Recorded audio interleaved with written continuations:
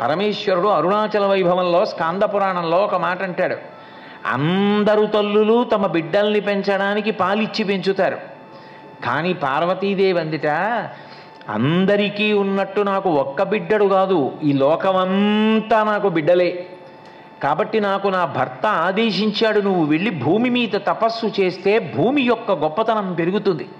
అంతేకాదు ధర్మం ఎంత గొప్పదో తెలియాలి. తెలిసో తెలియకో పరమేశ్వరుడి కన్నులు మూసింది, సర్వజ్ఞావిడికి తెలియదా? కానీ తపస్సు ప్రాయశ్చిత్త రూపంలో చెయ్యి.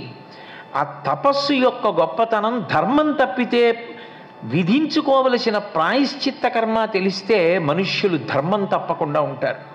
ఏదో నాకు ఒక్క కొడుకుని సుబ్రహ్మణ్యుడికి పాలివ్వడం కాదు, ఇంతమంది కోసం తపస్సు చేయడానికి వచ్చేస్తానని ఓ పార్వతి సుబ్రహ్మణ్యుడికి పాలివ్వకుండా పరిగెత్తుకొచ్చి ఇంతమందిని నీ బిడ్డల్ని చేసుకుని తపస్సు చేసి